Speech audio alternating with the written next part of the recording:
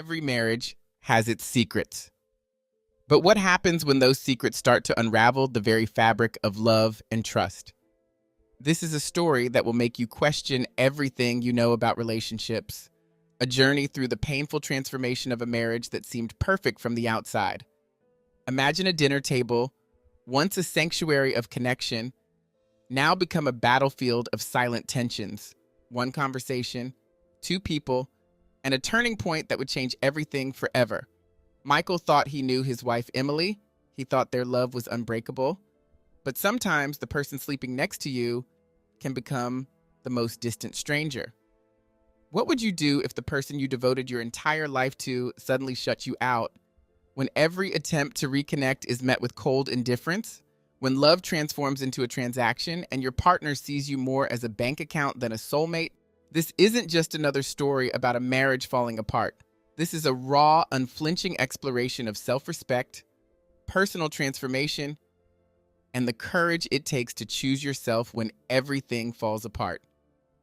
Get ready for a journey that will challenge everything you believe about love, commitment, and personal worth. A story that proves sometimes letting go is the most powerful form of healing.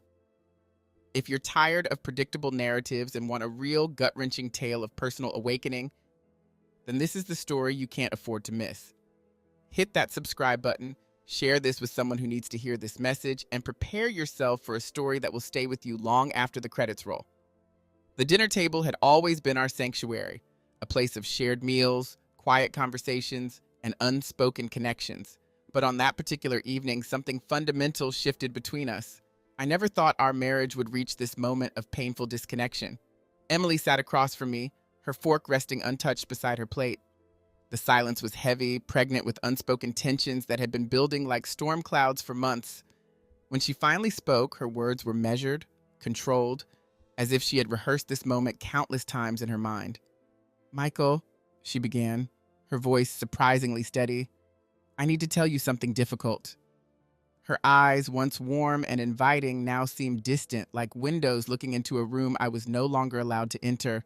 I watched her, my heart racing, sensing the tremor beneath her calm exterior.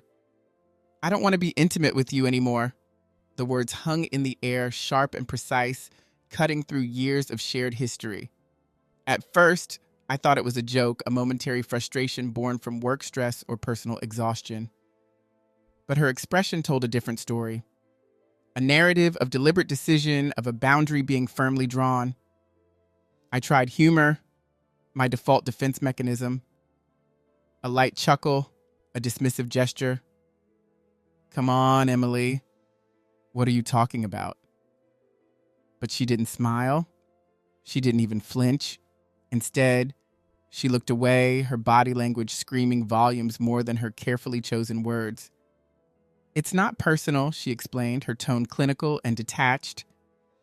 "I'm just tired, exhausted by the routine, by expectations, by the mechanical nature of our relationship." Each word felt like a gentle yet precise surgical cut, separating the intimate connection we once shared. My mind reeled. How could something so fundamental to our marriage be decided unilaterally? We had built a life together, shared dreams, weathered storms, and now, in this moment, she was suggesting that a core aspect of our relationship could be switched off like a light. I attempted negotiation, hoping to find a bridge across this sudden chasm. Maybe we need a change, a vacation, some time away from our daily grind. We could reconnect, rediscover each other. My voice carried hope, a desperate plea wrapped in reasonable suggestions, but Emily was unmoved. "A trip won't solve this, Michael. This isn't about a temporary fix. I've changed. My needs have changed." Her words were a boundary, a wall I was not permitted to scale or even understand. The most painful part wasn't her decision itself, but the complete emotional detachment with which she delivered it. No anger, no frustration, just a cold, clinical assessment of our intimate life. I felt like a stranger in my own marriage, suddenly invisible and irrelevant.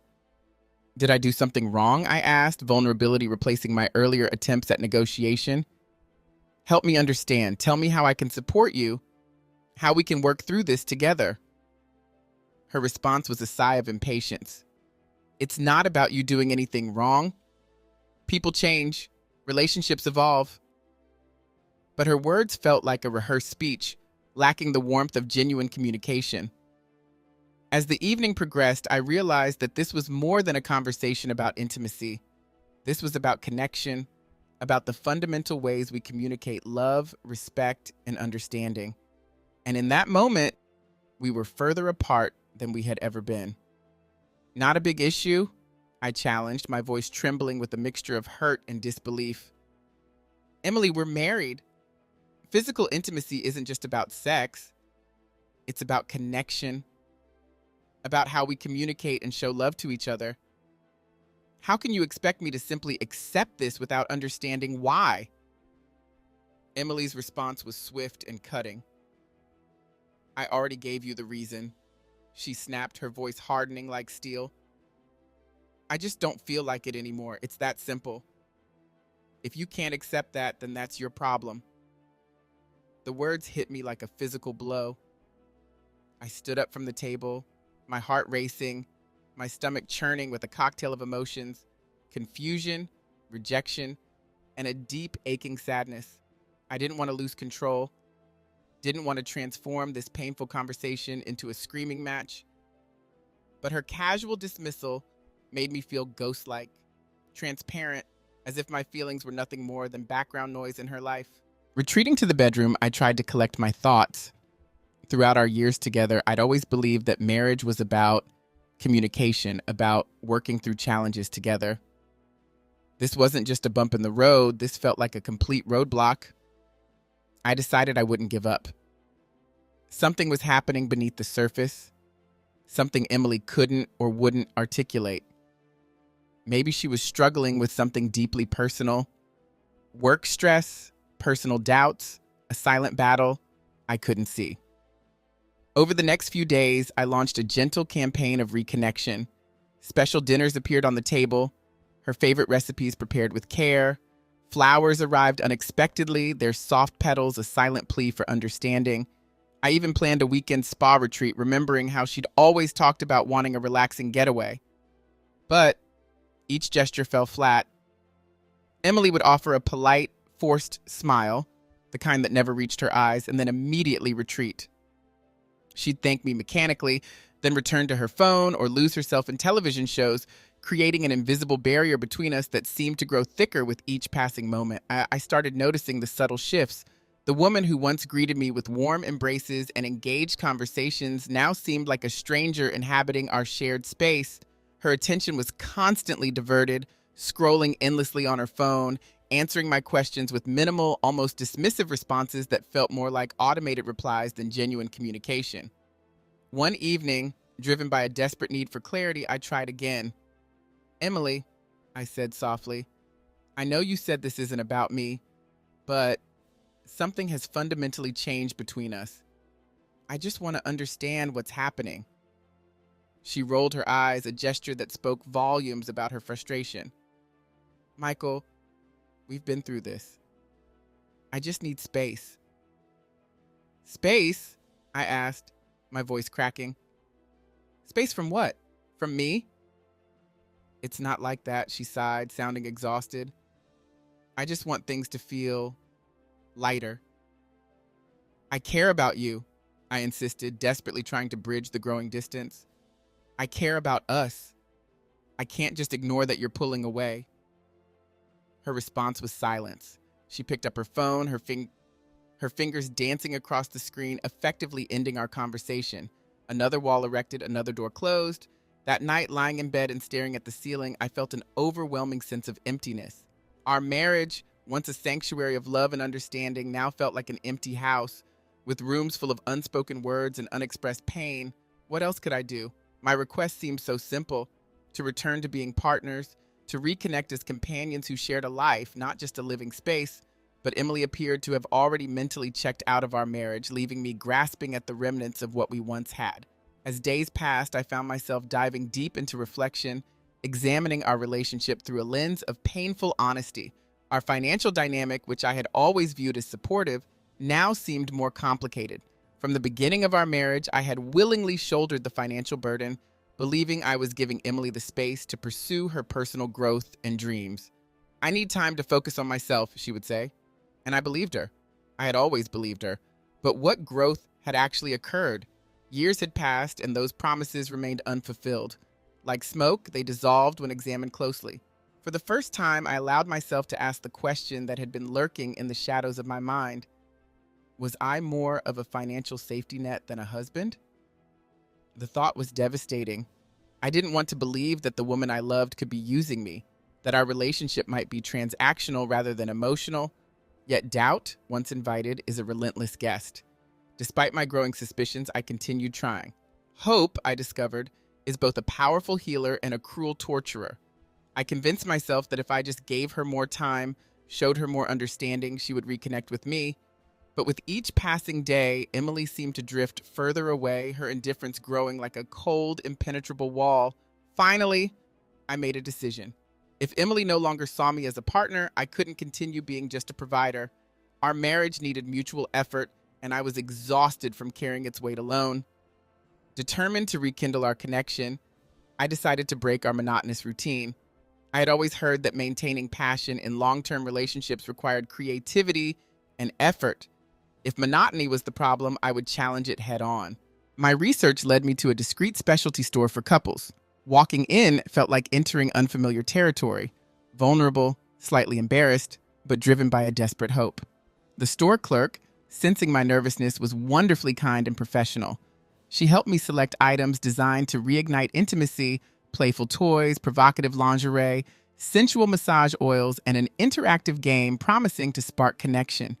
Each item represented a piece of my hope, a tangible manifestation of my desire to rebuild our intimacy. At home, I meticulously prepared a romantic setting. Soft candlelight flickered, creating a warm glow. Gentle music played in the background, and rose petals, something I knew Emily had always found romantic, were carefully scattered across the bedroom. Every detail was calculated to show her how much I still cared, how much I was willing to fight for us. This wasn't just about physical intimacy. This was about communication, about showing Emily that I was willing to step out of my comfort zone, to try anything to reconnect. That evening, I prepared dinner with a deliberate tenderness. The meal wasn't extravagant, but each ingredient was chosen and prepared with care, a silent love letter on a plate. When Emily arrived home, she seemed momentarily surprised by my effort. "Wow, Michael," she quipped, her smile not quite reaching her eyes. "Are you trying to win me over with dinner?" "No," I responded softly. "You deserve this. We deserve this." She sat down, accepting the meal but never truly present. Her phone became a constant companion, stealing glances between bites, creating invisible barriers of distraction. Yet I refused to let hope slip away. "I have a surprise for you," I said after dinner, gently taking her hand. My voice carried a mixture of vulnerability and anticipation. Her eyebrow arched skeptically. "A surprise?" When we entered the bedroom, the carefully crafted romantic scene unfolded. Candles flickered, rose petals scattered delicately, soft music humming in the background. For a brief moment, I caught a flicker of interest in her eyes, a spark that vanished almost instantly. "This is nice, Michael," she said flatly. "But I've already told you I'm not in the mood." Desperation masked itself as patience. "It doesn't have to be rushed," I explained. "I just want us to reconnect." "How about a massage? No pressure, just relaxation." She sighed but acquiesced. As my hands moved with gentle purpose, applying the scented massage oil, I felt her initially soften, but soon her attention wandered. She checked her watch repeatedly, her phone never far from reach, her body signaling impatience. "Is everything okay?" I asked, desperately trying to maintain composure. "Yeah, it's just I have to wake up early tomorrow," she mumbled, an excuse that felt increasingly hollow. No matter what approach I took, Emily always found a reason to disconnect. That night, like so many before, she turned away in bed, falling asleep quickly while I remained awake, wrestling with unspoken questions. Realizing that my previous strategies weren't working, I decided to focus on myself. I started investing in personal transformation, not just to win Emily back, but to rebuild my own sense of worth. New clothes, more gym sessions, a sharper appearance. Each change was an act of self-love and reclamation. When Emily noticed, her comment was casual, almost dismissive. "You're taking care of yourself more these days. Any special reason?" "Yes," I responded honestly.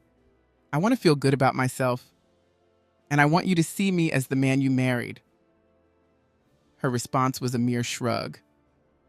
"You already look fine. You don't need all this." Her words felt like a gentle dismissal, another wall erected between us. I continued trying, suggesting dance classes, recommending movies we could watch together, anything to reignite our connection. But she consistently deflected, her excuses becoming a familiar refrain. "I'm too tired," or "I'm not in the right headspace." With each rejection, the distance between us grew, a chasm widening with unspoken words and unexpressed emotions. That evening, I pulled out one of the intimacy games I'd carefully selected, a seemingly innocent collection of questions and challenges designed to bring couples closer. My intention was simple: to bridge the growing distance between us, to inject some playfulness into our increasingly sterile relationship. "Michael, please," Emily interrupted, her voice dripping with dismissal. "This is so silly. We don't need this." "It's not about needing it," I countered, my voice a mixture of desperation and hope. "It's about enjoying ourselves, about reconnecting." Her response was swift and cutting. She stood up, her body language a clear signal of rejection. "Look, I know you're trying, but I've already told you I'm not in that place. You're pushing for something that's just not going to happen." The words landed like physical blows. "Something that's not going to happen?" I repeated, my voice cracking. "Is that it? You've already decided there's no room for intimacy in our marriage?" "I don't know what else to say," she responded flatly. "You're expecting something from me that I just can't give right now." "But why, Emily?" I pleaded. "If something's bothering you, pushing you away, please just tell me." She simply shook her head and left the room, leaving me surrounded by the toys and games, physical reminders of my failed attempts to save our relationship. Humiliation and frustration washed over me in waves. Was I asking for something unreasonable?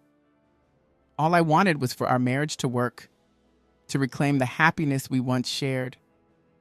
In that moment of profound rejection, a painful realization began to crystallize. The problem might be far more complex than I had initially understood.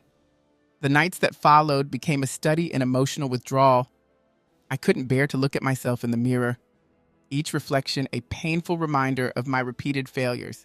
Every effort to save our marriage seemed to push Emily further away, making me feel like the sole guardian of our relationship's memory. I changed my approach.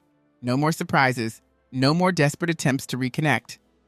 I became an observer in my own marriage, watching Emily with newfound clarity. What once felt like love now seemed like an elaborate performance. I was living with a stranger who saw me not as a partner, but as a functional resource. A disturbing pattern emerged, one I had willfully ignored for years. Whenever Emily needed something, money, problem solving, an expensive gift, she knew exactly how to be sweet, how to manipulate her approach. Her charm would surface precisely when she required something, only to vanish immediately after her needs were met.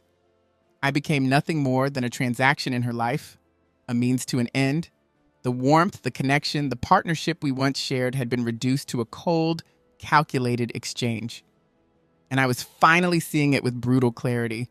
Memories flooded my mind, moments when Emily would softly say, "You're such a generous man, Michael. I don't know what I'd do without you."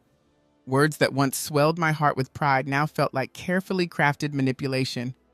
What was once genuine appreciation had transformed into a strategic tool, a method to keep me tethered to our relationship.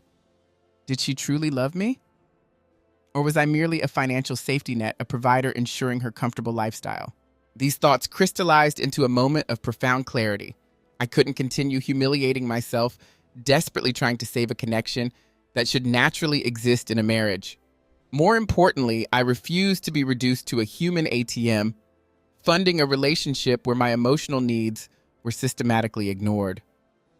That evening, I waited for Emily's return. When she arrived, I was sitting in the living room, my posture deliberate, my expression serious. The moment she saw me, her body language shifted, arms crossing, defensive walls rising. "What do you want to talk about, Michael?" she asked, her tone already dismissive. "We've gone over this so many times." "Exactly," I responded, my voice calm but firm. "We've talked in circles, and nothing has changed. Today, I want a real conversation." She rolled her eyes and sat on the opposite couch, maintaining maximum distance, physical and emotional. "I've spent weeks trying to understand what's happening between us," I began. "And do you know what I've realized? I've been fighting alone. You simply don't care anymore." "That's not true," she countered quickly. "I do care, just not in the way you want." I leaned forward, my patience exhausted. "Prove it. Explain to me how you care. From where I'm standing, you're here because it's convenient. I handle everything, paying bills, maintaining our home, providing the lifestyle you enjoy. But when it comes to being a true partner, you've completely shut me out." Her eyes widened, caught off guard by my directness. "You're exaggerating," she stammered. "Just because I don't want to be intimate doesn't mean I don't care." "Then help me understand," I challenged, "because all you've done is shut down and treat me like a stranger in my own home." Silence hung between us. She avoided my gaze, a telling gesture that spoke volumes. "I've changed," she finally said. "Things aren't the same anymore." "Yes, you've changed," I agreed. "And so have I. Today, I realize I'm tired, Emily.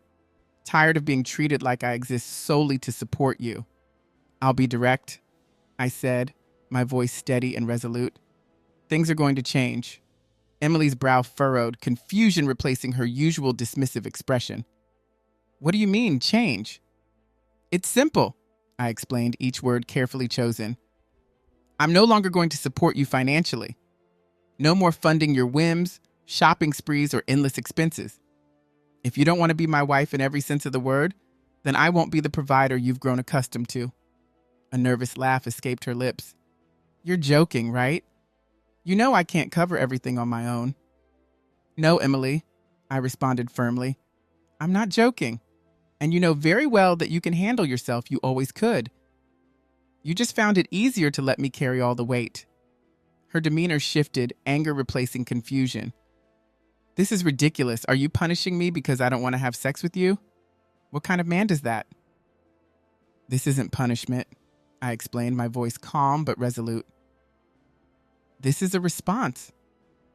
I've spent years trying to make our marriage work, believing we had something special. But now I see that to you, I'm nothing more than a source of money and comfort." Silence filled the room. Emily stared at me, a mixture of anger and disbelief burning in her eyes. "And what do you expect me to do? Quit everything and work some random job? Humiliate myself?" "I expect you to take responsibility for your life," I said simply. "I've taken responsibility for mine for years. Now it's your turn." Her frustration erupted. She stood abruptly, throwing her hands in the air. "You're unbelievable, Michael. After everything we've been through, you're treating me like I'm disposable." "No," I countered softly. "I'm treating you exactly how you've been treating me for months." The moment hung between us, a crossroads of our relationship. "You have a choice," I continued. "Either you truly commit to being my partner, or we go our separate ways. But I'm done sacrificing myself for someone who doesn't appreciate me." Emily didn't respond. Instead, she stormed out, slamming the bedroom door with a finality that seemed to echo through our entire history. I remained seated, experiencing a complex emotional landscape. Relief mixed with sadness, relief for finally speaking my truth, sadness because I knew this conversation might mark the end of our marriage. Yet, for the first time in years, I felt something else. Freedom. Freedom from guilt. Freedom from the constant need to please someone who no longer cared about me. In that moment, I made a decision that would change everything. It was time to start putting myself first. After our confrontational conversation, the atmosphere in our home transformed. I hadn't expected a dramatic transformation, but a tiny part of me, buried deep beneath layers of disappointment, had secretly hoped our discussion might reignite something in Emily. A desire to fight for our marriage, perhaps? Instead, the opposite occurred. Our already fragile relationship became even more brittle. In the days following our talk, Emily became a ghost in our home. She retreated to the bedroom or lost herself in her phone, treating my presence like an unwelcome intrusion.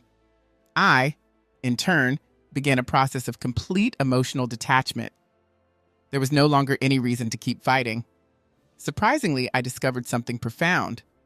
I wasn't hurting anymore.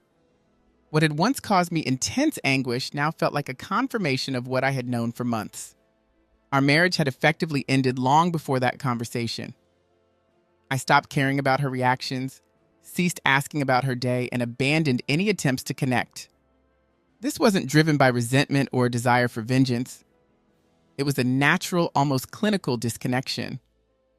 I had exhausted every ounce of energy trying to save something that clearly only mattered to me. Our financial dynamics shifted dramatically. The household expenses I had exclusively managed for years were now equally divided. Predictably, Emily struggled with this new arrangement. Initially, she argued, claiming I was being insensitive and unfair, but when she realized I wouldn't budge, her strategy changed. She began making increasingly frequent excuses to leave the house. Her mentions of potentially staying with her parents seemed less like a possibility and more like a carefully planned exit strategy. A month after our decisive conversation, Emily summoned me to the living room. Her tone was cold, clinical, the same detached voice she had used throughout our deteriorating marriage. "I think it's better if we separate," she announced. I simply nodded. There was nothing left to discuss. "Okay," I responded calmly. "When do you plan on leaving?" My composed reaction seemed to catch her off guard. She had likely anticipated a dramatic plea, an attempt to convince her to stay, but I had already mourned our relationship. Its death had been a slow, prolonged process. "I'll go to my parents' house this weekend," she said. "I've already packed some things." "All right," I replied. "If you need help with the bags, let me know." When Saturday arrived, I watched Emily leave with her suitcases. Our goodbye was brief, devoid of the emotional weight one might expect after years of marriage. I wished her luck, a genuine, not bitter sentiment, and she walked out without looking back. And for the first time in years, I felt a sense of genuine peace. As Emily's car disappeared around the corner, an unexpected sensation washed over me, a profound sense of relief. The house, once filled with tension and unspoken resentments, now embraced a different kind of silence. It wasn't oppressive or lonely, but liberating, a canvas waiting to be repainted. Gradually, I began reconstructing my life.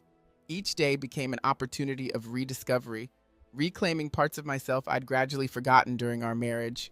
I returned to cooking, not as a chore, but as a form of personal expression. Recipes I'd loved, flavors I'd forgotten, now danced in my kitchen once again. My long-neglected hobbies emerged from years of dormancy. The guitar I'd once played with passion found its way back into my hands. Books that had silently accumulated dust were reopened, their pages becoming portals to worlds I'd missed. Solitude, which I had once feared, transformed into an unexpected companion, gentle, understanding, healing. No more fights, no more unexplained tensions, no more feeling invisible in my own home.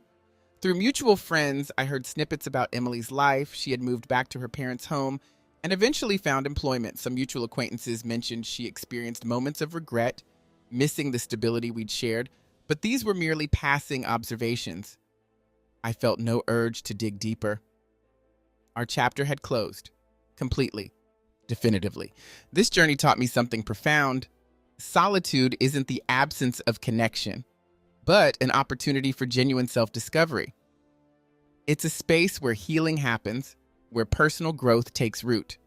I learned that happiness isn't dependent on another person's presence, but on one's relationship with oneself.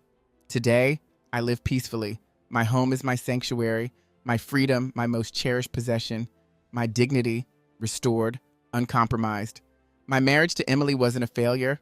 It was a lesson, painful, intricate, but ultimately transformative. I now understand that the most powerful act of self-love is recognizing when something no longer serves your growth and having the courage to let it go. As the sun sets on my journey, I realize that my story isn't about losing a marriage, it's about finding myself. Emily taught me the most valuable lesson of my life. True love begins with self-respect. Looking back, I'm not angry. I'm grateful. Grateful for the pain that forced me to grow, the silence that taught me to listen to my own voice, and the emptiness that ultimately became my freedom. Every rejection, every moment of disconnection was actually a stepping stone to my most authentic self. To anyone watching who feels trapped in a relationship that drains you, who feels invisible in their own life, this is your reminder. You are not defined by someone else's inability to see your worth. Your value isn't determined by how much you can provide or tolerate. Your worth is inherent, unshakable, and completely your own. My journey wasn't about revenge or proving Emily wrong. It was about proving something to myself, that I deserved respect, love, and genuine connection, that my emotions mattered, that I was worth fighting for, not by someone else, but by myself. Today, my life is my own. My home is my sanctuary. My peace is no longer negotiable. I've learned that healing isn't linear and growth doesn't always look beautiful. Sometimes it looks like walking away. Sometimes it looks like choosing yourself when no one else will. To those watching, remember this: your story isn't over. It's just beginning. Every ending is just another beginning in disguise. If you found strength in my journey, if my story resonated with you, please share this. Someone out there needs to hear that they're not alone, that they have the power to rewrite their narrative. Hit that subscribe button, share this story, because sometimes the most powerful revolution is the one that happens within ourselves. Thank you for being part of my journey.